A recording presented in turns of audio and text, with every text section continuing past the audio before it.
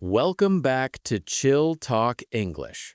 I'm Henry, and today I'm trying to sound calm, but my brain is already at the airport.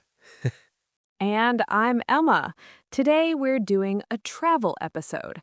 Simple English you can use for flights, hotels, security checks, shopping, and immigration. Basically, the places where you suddenly forget every English word you've ever learned. Exactly. And don't worry, we'll keep it clear, slow, and real. So, Emma, where are you going in our story today? I'm flying to Taipei for a short vacation. Night markets, bubble tea, and cute stationery shops. That sounds healthier than my plan. I'm flying to Lisbon for a small work event. Work event. That means free pens and awkward small talk. Free pens are my love language. Okay, let's start at the hotel because many trips begin with one important question. What is it? What time is check-in? Yes, my hotel check-in time is 3 p.m., but my flight arrives at 10 a.m. Oh no, the classic problem. You arrive early and your suitcase becomes your best friend. A heavy best friend. So, what can you say at the hotel front desk? I can say, "Hi, I have a reservation. Can I check in now?" Nice. And if it's too early? They might say, "Check-in is at 3 p.m." Then you can say, no problem, can you store my luggage? Yes, and they usually say, "Sure, we can keep your luggage here." Now let's jump to the airport. You're standing at the check-in counter. You want to sound confident. Even if you feel like a lost puppy. What do you say first? Hi, I'd like to check in for my flight to Lisbon. Great. Another useful one is, I'm checking in for my flight. And the staff might ask, "May I see your passport, please?" Or, can I see your booking confirmation? And I say, "Yes, here you go." Sometimes they ask about your group. Right, they can say, "Is it just one person traveling today?" And you answer, yes, just one person. Or if you have friends, "We are 3 people." Simple and clear. Next comes luggage, the true main character of travel. Yes. They might ask, do you have any luggage to check in? And you can say, "Yes, I'd like to check in one suitcase." Or, no, I only have carry-on luggage. I usually travel light, one small suitcase and a backpack as my carry-on item. That's smart. I always plan to travel light and then I pack 5 sweaters. For a 3-day trip, For emotional support. at the counter, they may say, "Please place your bag on the baggage belt." And then you watch your suitcase disappear, like it's going on its own adventure. I always whisper, "Good luck." Now, seats. They might ask, would you prefer an aisle seat or a window seat? I prefer an aisle seat because I can go to the restroom more easily. Practical king. I like a window seat because I love looking out the window. That's the dream. The clouds look like whipped cream. And then you get hungry. After check-in, you get your boarding pass. So you can say, here's my passport, and then thank you. The staff might say, "Here's your boarding pass." Sometimes they also give a baggage tag. Don't lose it. Yes, I keep it with my passport like a tiny treasure. Next stop, security. The place where you suddenly remember you have coins everywhere. Security lines always make me question my life choices. Let's practice the common instructions. First, they often say, "Please show your passport and boarding pass." Then, remove your shoes, please. And "Take off your jacket and belt." Also, empty your pockets. That means no phone, no keys, no coins. Everything goes in the tray. And the trays are usually gray. It feels like you're cooking, but the recipe is stress. They can also ask about liquids. Yes. A common question is, are you carrying any liquids over 100 milliliters? Liquids can be water, shampoo, gel, perfume, anything like that. I once forgot I had a big hand cream. The security person looked at it like it was a dangerous sandwich. That's a good description. And they may ask about banned items. Like knives or other sharp objects. Also, flammable items like certain sprays. So you can answer, no, I'm not carrying any banned items. Or simply, no. Another big one is electronics. They often say, do you have a laptop or tablet in your bag? Then you should remove it and place it in a tray. Phones are usually okay in your tray, but laptops often need to be separate. I also carry headphones, a charger, and a power bank. Power banks can be allowed, but rules can vary. When in doubt, ask staff. After the scanner, you collect your things. And the security person might say, please make sure you take all your items. And you do the pat-down dance to check your pockets. Phone? Passport? Dignity? Dignity was left at home. Okay, now you're inside the airport. You have time. What do you do? I look for my gate first because gates can change. Very responsible. And then? Then I reward myself with snacks. Same. And shopping. Let's talk about duty-free shopping. Sometimes you want a gift. Or you want something for your family, but it's actually for you. I would like to buy a good quality perfume. Then you can ask, do you have any recommendations? The salesperson might say, yes, I recommend this one. It's fresh and light. And then you ask the dangerous question, how much is it? They answer, it's 65 USD. And you smile, but inside you're doing math. You can also say, that's a little too expensive for me. Or, it's a bit expensive, but I'll take it. And after you pay, you get a receipt. Receipt is the paper that shows what you bought and how much you paid. Sometimes you check the receipt and notice a mistake. Then you can say, excuse me, I think I was charged incorrectly. Very useful phrase. Another airport activity is exchanging money. Yes, you may see a currency exchange desk. You can ask, excuse me, what is your exchange rate for euros to US dollars? Or, what is your exchange rate for Japanese yen to euros? The staff might say, the current rate is 1 euro to 1.08 USD. Then you say, I'd like to exchange 200 euros. How much will I receive? And they might say, we also take a commission. Commission is a small fee they take for the service. For example, we take a 3% commission. And you can decide if you still want to exchange. Now, let's go to the gate area. This is where you pretend to be relaxed, but you keep checking the screen every 2 minutes. And you listen for announcements. Common announcement language is very formal, but we can simplify it for learners. You might hear, this is the pre-boarding announcement for Flight 218 bound for Lisbon. Bound for means going to. Then, please have your passport and boarding pass ready. And boarding will begin soon. Sometimes you hear the scary one, this is the final call. Final call means go now, run now, do not stop for coffee.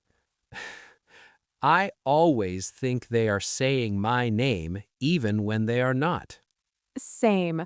My brain is like, They said Emma, and it was actually Gate E. Gate E is your enemy. So you stand up and go to the line. At the gate, they scan your boarding pass. They might also check your passport again. And then you board the plane. Okay, inside the plane. What does the crew usually say? They often say, "Welcome aboard." Then, please stow your carry-on luggage in the overhead compartment or under the seat in front of you. Stow means put it safely away. They also say, please fasten your seatbelt. And please keep your seat in the upright position. Tray table, too. Please make sure your tray table is up. I always struggle with the tray table, like it's a puzzle from another planet. I know. You pull, it doesn't move. You push, it opens. And you feel like a genius. They also mention phones. Yes. Please turn your phone to airplane mode. Because devices can interfere with communication systems. Also, smoking is not allowed. That rule is simple. Don't smoke. Then the plane takes off. And sometimes there is turbulence. Turbulence means the plane shakes because of rough air. The captain might say, "We may experience some turbulence. Please fasten your seatbelt." And you hold your armrest like it's a life decision. And you suddenly become very polite to the universe. Let's make it practical. If you need help, what can you say to the flight attendant? "Excuse me, could you help me?" Or, could I have some water, please? Nice. And now, food service. The flight attendant might ask, what would you like for your meal? They can give choices like, "We have chicken with rice" or "pasta with vegetables." Then you say, I'll have the chicken, please. Or, "I'll have the pasta, please." They also ask about drinks. "Would you like anything to drink?" You can say, what do you have? They might say, "We have coffee, tea, juice, and soft drinks." Then you choose, I'll have a cup of coffee, please. Or, "I'll have orange juice, please." And if you want one more thing politely, what do you say? "Could I also get an extra napkin, please?" Great. Or, could I have another cup of water? Being polite makes travel easier. Let's talk about allergies because it's important. Yes. If you have an allergy, you can say, "I have a peanut allergy." Or, I can't eat dairy. Then you ask, "Do you have a nut-free meal?" They may say yes, or they may say, I'm afraid we don't have that. "I'm afraid" here is a polite way to say no. If they don't have it, you can say, okay, then I'll pass. Thank you anyway. "I'll pass" means no thank you. Now let's land. That moment when everyone suddenly becomes very busy, even though the plane is still moving. People stand up like they are escaping a movie scene. But the safe rule is stay seated until it's allowed. After landing, the captain often makes an announcement. Something like, ladies and gentlemen, welcome to Lisbon. Then they say the local time. The local time is 4:20 p.m. And sometimes the weather. The temperature is 18 degrees Celsius. And then, please make sure you have left nothing behind. That means check your seat area for your phone, passport, headphones, everything. Okay, now we are in the airport again, but in a new country. Next comes immigration. This is where you meet an officer and answer questions. It can feel serious, but the questions are usually simple. The officer might say, passport, please. You hand it over and say, "Here you go." Then they might ask, what is the purpose of your visit? You can answer, "I'm here for work." Or, I'm here for vacation. Or, "I'm here to visit friends." Another common question, How long will you be staying? I'll be staying for 5 nights. Or, I'll be staying for 1 week. Also, where will you be staying? You can say, I'll be staying at the Riverside Hotel. Keep it simple. Hotel name and area is enough. Some countries use fingerprint scanners and cameras. The officer might say, "Please place your fingers on the scanner." Or, please look straight into the camera. You do it, and you try not to blink like a confused robot. Beep. Welcome, human. After immigration, you pick up your checked luggage. And you look for your suitcase on the belt. Mine is easy. I have a bright orange suitcase with a big sticker. Smart. My suitcase is black, like everyone else's. So I suffer. A suitcase identity crisis. Now we arrive at customs. This is about what you bring into the country. The officer might ask, "Do you have anything to declare?" Declare means tell them about certain items, like large amounts of alcohol, food, or expensive products, depending on the country's rules. In our story, I bought 2 bottles of wine at duty-free. So you can say, yes, I'd like to declare 2 bottles of wine. Or if you have nothing, "No, I have nothing to declare." Sometimes they want to check your bag. They may say, "Could you please open your luggage?"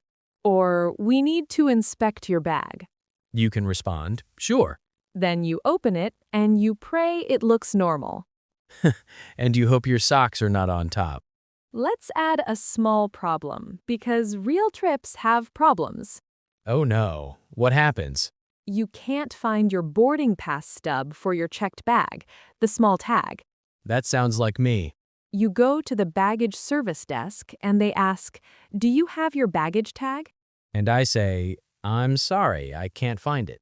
Then you can say, my suitcase is orange and medium-sized. And my name is Henry Carter. And my flight arrived from London. Good. Clear information. But let's not be too stressful. Let's end with a happy moment. Yes, please. You finally leave the airport, you step outside, new air, new sounds. And your shoulders drop. Ha. You find your taxi or train. And you say, "Hi, can you take me to this address, please?" Or at a train station, which platform is for the train to the city center? Travel English is like a small toolbox. You don't need fancy words. You need useful ones. Exactly. Short sentences, clear pronunciation, polite tone. Before we go, let's do a quick phrase recap, like a mini practice.